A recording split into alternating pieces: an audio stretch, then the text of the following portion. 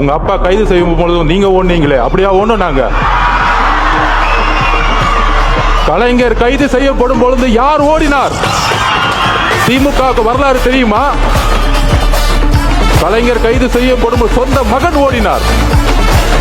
வரலாறு பத்தி பேச ஆரம்பிச்சு தாங்க மாட்டீங்க.